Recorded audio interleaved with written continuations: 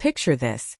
I pull up after a 4-hour drive from Chicago, stomach full of coffee and grief, ready to step into the only real home I ever knew, only to find strangers barbecuing ribs and kids cannonballing into the pond that was supposed to be mine. Right there, planted like a victory flag in what the will swore was private property, a glossy green sign reads Willow Creek Estates Community Garden. Shared paradise since 2012. And marching straight at my truck with a clipboard and that plastic smile is the woman who's about to tell me my dead grandpa voluntarily gifted the whole thing away. Yeah, that was my Tuesday afternoon. And that, folks, is exactly how one HOA Karen turned my inheritance into her personal kingdom until I burned her throne to the ground. My name's Ethan Brooks. 37. Numbers guy. The kind of guy who spends his days chasing decimal points in spreadsheets for hedge fund clients who think they're geniuses. Grandpa Walter raised me after my folks died. Taught me how to spot a lie hiding behind polite words. How to keep my cool when everyone else is screaming. He passed 3 weeks ago at 78, left everything to me. The big corner lot house on Maple Lane, the barn out back, the 10 acres of backyard that sloped down to the creek. Peaceful. Private. Mine. Or so I thought. The first thing that hit me was the smell of charcoal, and the sound of that ridiculous riding mower slicing through what used to be Grandpa's wildflower patch. 15 people were camped out like it was their backyard party. A woman walked her yappy little dog right through the spot where Walter used to grow tomatoes. Kids swung on the old tire swing he built for me when I was 10. I killed the engine and just stared Will in my lap like a useless shield. She appeared in under 30 seconds, silver hair pulled into a tight bun, pastel polo shirt embroidered with Willow Creek HOA President Patricia Langford. Clipboard raised like a riot shield. 2 beefy guys in matching polos hovered behind her like backup dancers. Mr. Brooks, she said, voice all honey and steel. I'm so sorry for your loss. Walter was a dear friend to the community. She didn't even glance at the will I held out. This area was designated shared community space 12 years ago. Legally recorded. Your grandfather signed the agreement himself. The will can't override a binding land use covenant. I asked to see it. She flashed a folded paper just long enough for me to catch a signature, then tucked it away like a magician hiding a bad trick. Originals at the county office. Walter was quite cooperative once we explained how it benefited everyone. Toward the end, bless him, his memory wasn't what it used to be. There it was. The knife twist wrapped in fake sympathy. Walter's stroke 4 years back had left his handwriting shaky as hell. I knew that signature was wrong before I even saw the county copy. But I didn't explode. I just smiled the small tight smile Grandpa taught me. The one that says I see you. That night I sat alone in the quiet house, the kind of quiet that feels like it's holding its breath. In the garage filing cabinet I found Walter's neat folders. Tax records. Insurance. And at the bottom, a single sheet of notebook paper dated 3 years ago. Handwriting shaky but crystal clear. Patricia asked again today. Told her no. She claims paperwork already filed. They're trying to steal what's mine.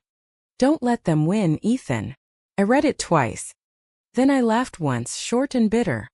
Because that was Walter. Fighting alone so I wouldn't have to. Now it was my turn. Next morning I was at the county recorder's office before the doors opened. The clerk brought the folder. One document. Same date, same fancy letterhead. Signature at the bottom looked perfect until I laid the will beside it. Grandpa's real signature from 6 months ago was trembling, careful. The handwriting of a man who'd lost fine motor control. The community agreement was smooth, confident, the kind of penmanship he hadn't had in years. Forged. Cold. Done years before his health really slipped. I requested certified copies and drove home with my stomach in knots and my brain already running numbers. Proving forgery would take experts, court dates, money. Patricia had 12 years of possession on her side. This wasn't going to be a quick fight. It was going to be a war of patience. Lucky for me, patience is what accountants do best. I was still unpacking when Brad Thornton, the HOA vice president and local contractor, leaned against his white pickup blocking my driveway. Ethan, right? Patty saw you head to the county this morning. Thought you might need some neighborly guidance.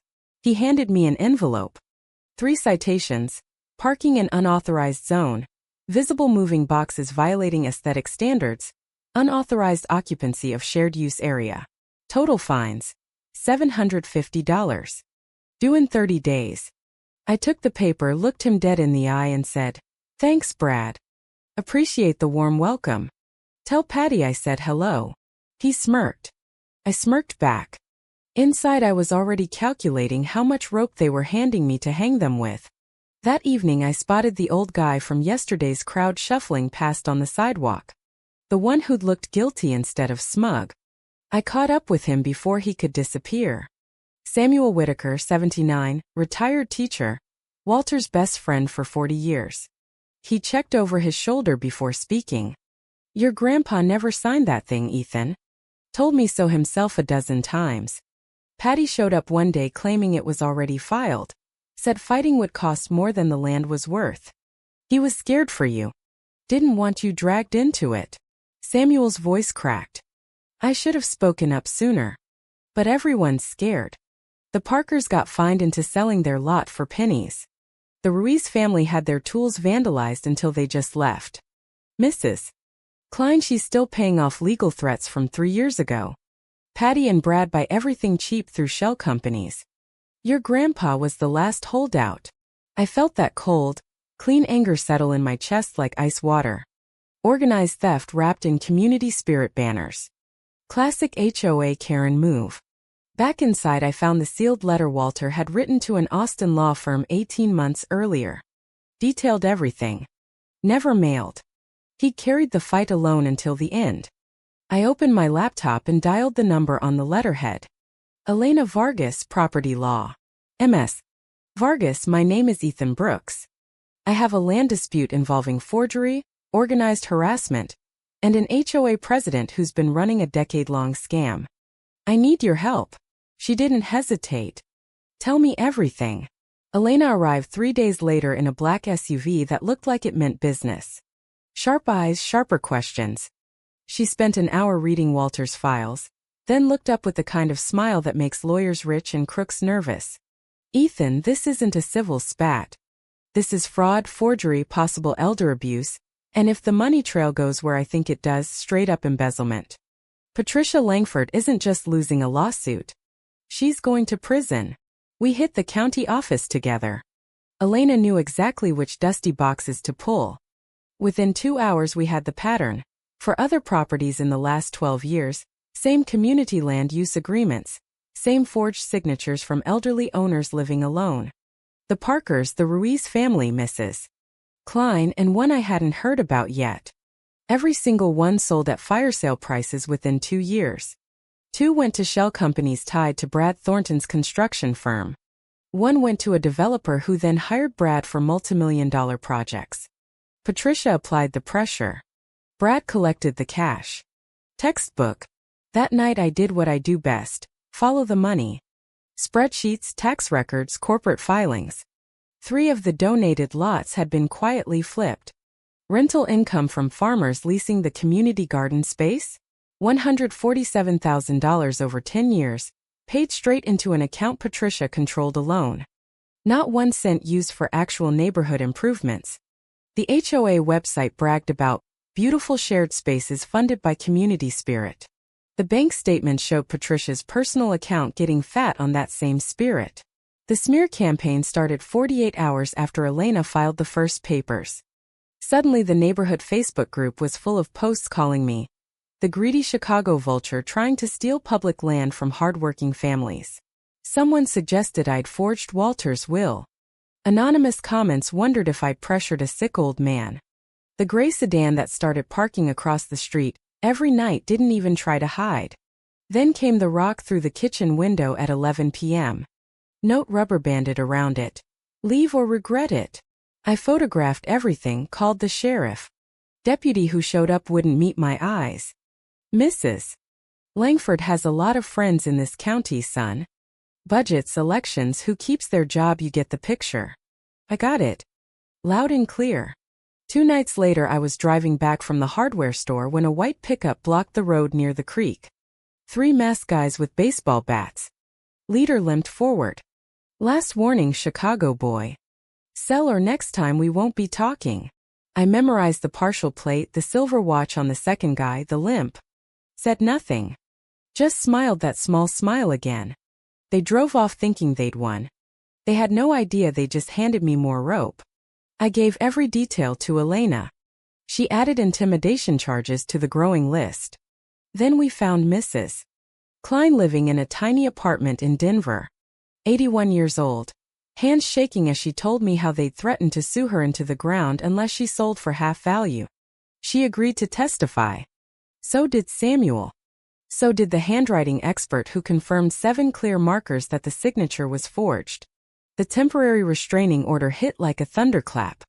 No more HOA activities on my property. No picnics, no mowing, no access. I watched Elena's process server staple it to the fence right under the community garden sign. Patricia showed up 10 minutes later, ripped it down, crumpled it, and threw it on the ground like a toddler having a tantrum. I filmed the whole thing. Contempt of court. Elena was practically giggling when I sent her the video. The special emergency HOA meeting was called for that Thursday. Elena advised me not to go. I went anyway. Room packed with 80 people. Patricia at the podium, Brad looming behind her like a bodyguard. She opened with her greatest hit speech about sacrificing for the community and protecting shared spaces from outsiders. I waited until she finished, then stood up. Mrs. Langford, since we're all about transparency tonight, mind if I share a couple of documents? Her smile froze. This meeting is for members only. Elena's voice cut through from beside me, calm and lethal. Under your own bylaws, anyone with material interest has the right to speak. Deny him and we'll add procedural violations to the lawsuit. Patricia had no choice. I walked to the front, held up the forensic report and the lease agreements. This signature was forged. 7 markers prove it. And here's the lease Patricia signed, renting my grandfather's land to farmers for $15,000 a year, every cent of which went straight into her personal accounts. $147,000.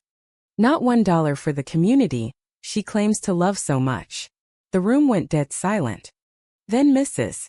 Klein stood up on shaky legs. I never signed anything either, she said, voice thin but steel. They harassed me until I sold for pennies. I want my life back. A man in the back shouted. Show us the financial records. Another voice. Where did the money go, Patty? I watched Patricia's carefully constructed mask crack right there in real time. Her knuckles went white on the podium. Brad tried to pull her away.